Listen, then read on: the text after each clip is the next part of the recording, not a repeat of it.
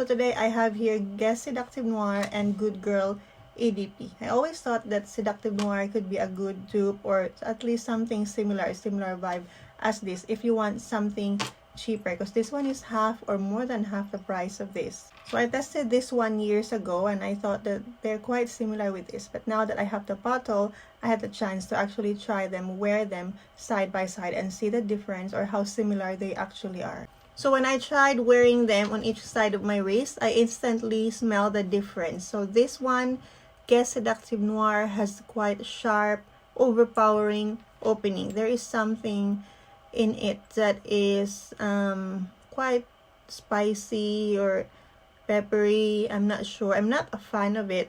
It is sweet. It is nutty. I would say velvety. I don't know how exactly velvet smells like, but when I smell it, I could imagine a velvet fabric, some fancy hotel with velvet furnitures in it. I do like it, but there is something that actually stand out. I'm not sure what note is it. I'm thinking it could be sage, because it's the only note that quite off to me. It's like almost like an herb, or like I said, peppery. It's quite sharp, it's strong. That is something that put me off on this one. It's almost masculine to me. It's very strong, so if you're into those kind of scented, you might like this one. While Good Girl surprisingly isn't that sweet on me in the beginning. I don't get the coffee nor the almond, but I'm getting the citrus in it. But the citrus here, it isn't sharp nor sour on me, but it's giving it that fresh. It is sweet, but there's something fresh in the air. It's almost like airy to me. It's clean. And there's floral, the white florals as well. So I always thought that it's going to be a very sweet gourmand scent, but I don't know, not on my skin. I'm getting more of like the white florals in here. It's sweet, but not like a gourmand kind of sweet.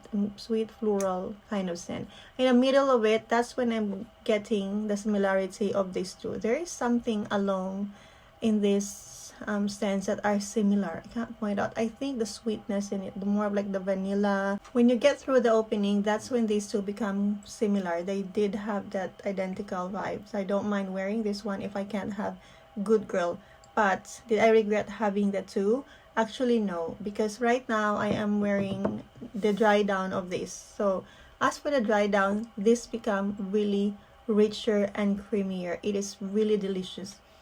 The vanilla, and it's nutty and it's sweet, which I like. It's almost like a hazelnut, like chocolate. It's really good. While Good Girl becomes softer, it's lighter, it's very feminine. It's when it becomes really a good girl, because just by the bottle it looks like more of like a hot girl perfume, or like a fierce woman, I would say.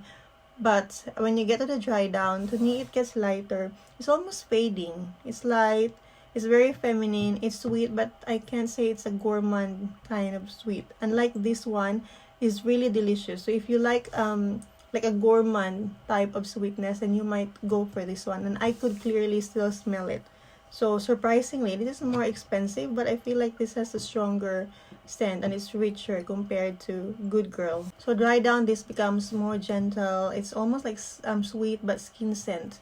Well, this one is the stronger one. So if you prefer a more rich, creamier type of scent, then you might want to go for this one. Price-wise, this one is cheaper than this. So if you cannot get this, then you'll be good with this one. Same vibe.